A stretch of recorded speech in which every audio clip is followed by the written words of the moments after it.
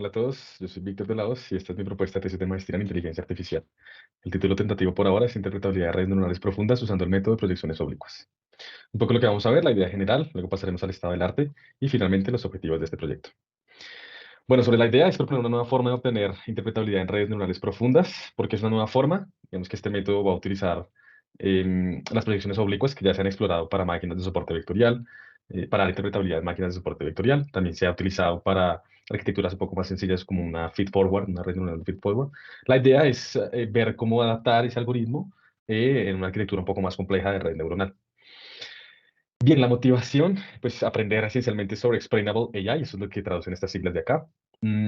Explainable AI es un área del conocimiento que está creciendo enormemente, no solamente desde el lado de algoritmos, no solamente desde el lado de dar soportes teóricos, sino también en temas incluso filosóficos, epistemológicos, y de verdad es muy, muy interesante. Y también por algo que sucede en mi trabajo, yo soy científico de datos y pues uno se enfrenta muchas veces a tratar de explicar modelos de caja negra que uno utiliza y realmente no conocía las herramientas que he encontrado haciendo el estudio del estado del arte para este proyecto. Y otro, pues también entender el propósito de la interpretabilidad de un modelo, porque, pues, como aquí lo remarqué, no siempre se necesita que un modelo sea interpretable, pero hay modelos que sí necesariamente deberían ser interpretables. Casos en los que yo estoy trabajando con cosas de medicina, cosas de finanzas, cosas legales, temas en los que yo estoy utilizando un modelo para mejorar o para perjudicar la vida de las personas. Y también, por ejemplo, cuando estoy utilizando un modelo o algo una propuesta que se hizo desde la parte o desde un área que no se ha explorado tanto. Entonces, que masivamente la comunidad no la ha explorado, no se tienen conocimientos o nadie ha aportado soporte teórico o cosas por el estilo, pues estaría bien tener interpretabilidad sobre el modelo. Ahora, esa interpretabilidad y esa interpretación que se genera, pues debe estar pensado eso en un usuario final. No es lo mismo que yo tenga interpretación para una persona técnica que conoce el tema, que por ejemplo sabe cómo es la arquitectura de la red, que sabe cuáles son los parámetros que se usaron, a que yo tenga que trabajar con un médico y decirle la predicción de que esta persona tenga tal enfermedad es esta o algo por el estilo. eh, pues es importante. O sea, la idea no es hacer interpretación por hacerla, sino pues que realmente tiene una forma y justamente se relaciona con lo que les explicaba antes de la parte epistemológica de qué es una interpretación, cuándo es necesario. Bueno, ese tema realmente es muy interesante. Ahora hablando un poco sobre el estado del arte, vamos a tratar modelos intrínsecamente interpretables y modelos en los que se genera interpretabilidad post-hoc. Esas son como las dos líneas grandes que hay de interpretabilidad sobre redes neuronales. El último, que es interpretabilidad mediante predicciones oblicuas, pues lo deja aparte justamente porque es el tema que se va a tratar en este trabajo de grado. Y pues porque en esencia, digamos que de su forma cruda, pues hace parte de interpretabilidad post-hoc, pero también puede llegar a usarse para hacer que un modelo sea intrínsecamente interpretable, para generar un modelo intrínsecamente interpretable, por decirlo de alguna manera. Vamos a repasarlo rápidamente por el tiempo que tengo. Hay muchas aproximaciones, traté de recuperar como las más importantes. Entonces, la idea es primero pararnos en modelos intrínsecamente interpretables. Estos modelos lo que hacen es que su arquitectura por dentro tiene algo que hace que sean interpretables, o un momento en el que a partir de una predicción pues estoy generando una interpretación de esa predicción. Y pues la interpretabilidad post-hoc es, ya lo he nombrado, es la relación que tengo entre input-output. Y pues eso se puede hacer de manera local, en el que yo estoy trabajando con instancias o estoy trabajando con clases de una clasificación. Quiero mirar qué decisiones se tomaron para llegar a esa clase y pues voy a tener como ciertas aproximaciones para poder hacer eso. Y también voy a tener una visión o una forma de generar interpretación, pero de manera global. No me estoy parando en instancias, sino que estoy viendo el modelo completo. Bien, entonces, modelos intrínsecamente interpretables. La primera aproximación son capas de prototipos.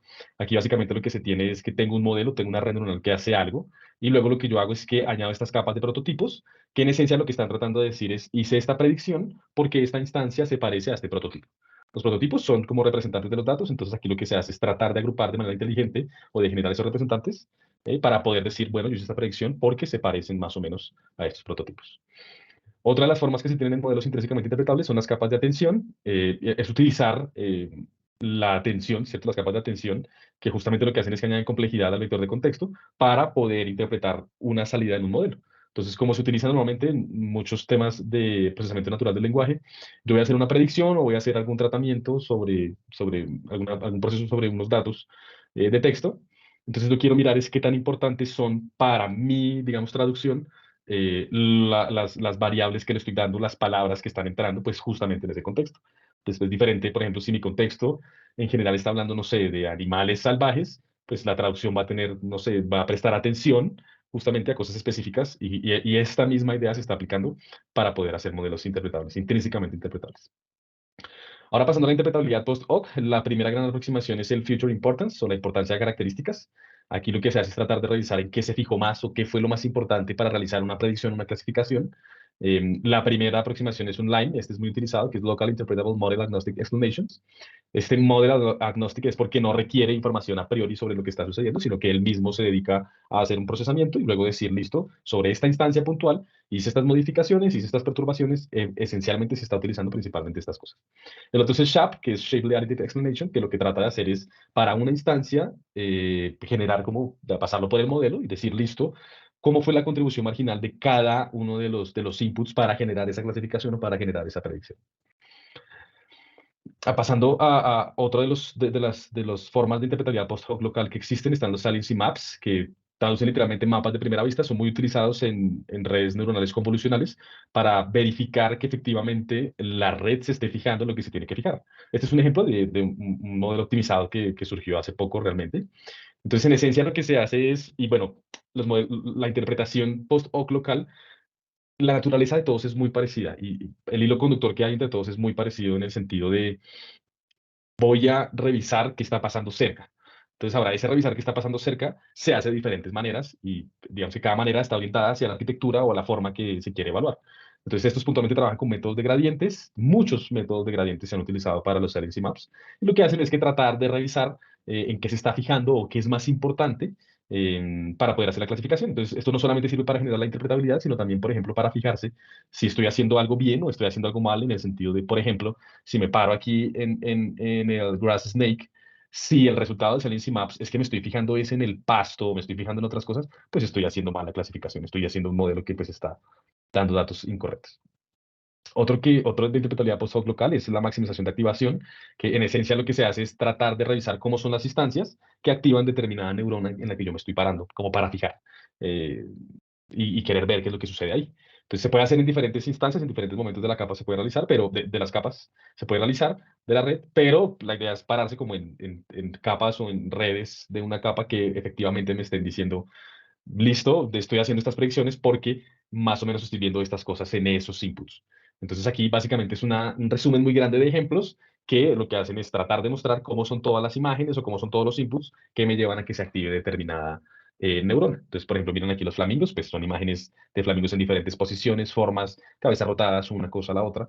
Entonces lo que se hace es eso, tratar de revisar efectivamente que me esté parando sobre cosas que son correctas o ejemplos parecidos. El otro y el último que vamos a tratar acá es interpretabilidad post-hoc local, son los contrafactuales, que lo que tratan de hacer es, tengo una instancia, tengo un resultado en mi modelo para esa instancia, ¿cómo hago para o bueno, qué tengo que cambiar para que esa decisión del modelo haya sido diferente? Entonces, por ejemplo, una clasificación binaria que tengo que cambiar para que yo de un negativo pase a un positivo, por ejemplo. Y estos son muy utilizados en casos, por ejemplo, en finanzas, en los que a las personas se les dice, mire, usted en este momento está en este punto en el que no se le puede otorgar un crédito, cambie esto, porque esto lo llevaría hacia el otro lado de la decisión del modelo. Entonces, cambie su salario, cosas así, igual en términos de medicina. Entonces, este básicamente lo que hace es eso, revisar cómo puede pasar de un lado a otro, o de un lado a alguno de los otros lados, esencialmente, para que la decisión sea diferente. Entonces, se explica a partir de las diferencias entre las clases, por ejemplo. Bien, ahora pasando a la interpretabilidad post-hoc global, la primera aproximación que hay es que se tienen colecciones de explicaciones locales. Este es un ejemplo de una aproximación a través de un line que a partir de muchos lines llevo a un global line, digamos. Entonces, claro, tengo muchas instancias, esas instancias las puedo explicar localmente, pues ahora tratemos de generar una interpretabilidad global, escogiendo bien esas instancias o optimizando de alguna forma esas diferencias entre las decisiones que hay sobre esas instancias. El otro es uno que es basado en representaciones. Esto tiene que ver con un área muy grande sobre representaciones, la verdad no lo conocía. Y es básicamente proporcionarle a los datos información em, que para nosotros los humanos es significativa. Y que el modelo, pues, identifique esa información que le estamos dando y pues la utilice para hacer sus predicciones. Entonces, un concepto, por ejemplo, se introduce y el modelo realiza su clasificación utilizando ese concepto. Entonces, aquí hay un ejemplo de utilizar el concepto de rayas.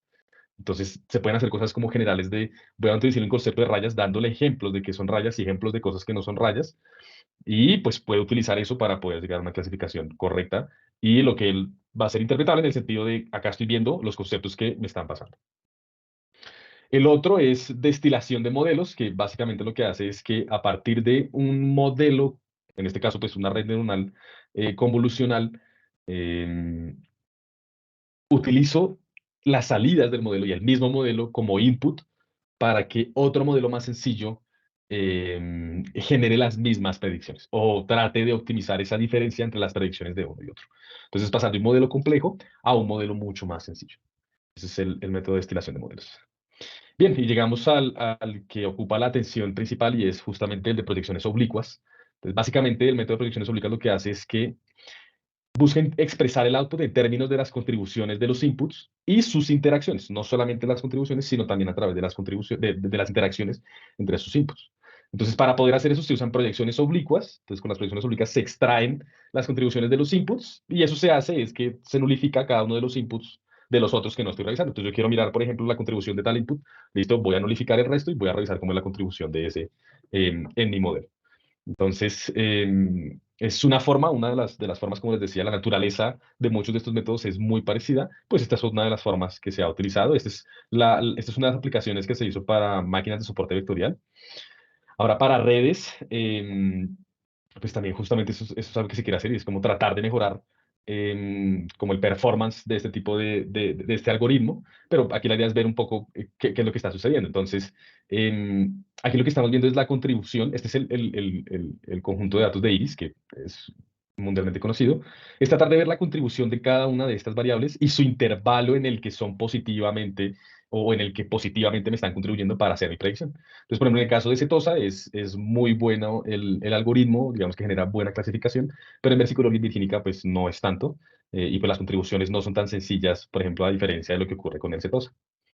Entonces, los objetivos, ya llegando al final, es adaptar el algoritmo de interpretabilidad basado en proyecciones oblicuas para arquitecturas de redes neuronales profundas, como redes neuronales recurrentes y redes neuronales convolucionales. Entonces, eso nos lleva a los específicos, que serían desarrollar un algoritmo de interpretabilidad mediante proyecciones oblicuas para la arquitectura de redes neuronales recurrentes, otro para redes neuronales convolucionales, y pues aquí algo de lo que habíamos hablado es tratar de adaptar el algoritmo de interpretabilidad mediante proyecciones oblicuas, que ya está para las redes neuronales feedforward, para generar un modelo basado en reglas. Entonces yo tengo la contribución de cada input, pues eso me puede ayudar a generar un modelo basado en reglas. Entonces, miren que también es muy parecido, por ejemplo, a la destilación de modelo, el 3. Entonces, por eso les decía, este trata y este método como que procura atravesar muchos de los que se tienen hoy en el estado del arte. Bueno, entonces espero que esto haya sido un resumen bastante completo y espero sus comentarios. Muchas gracias.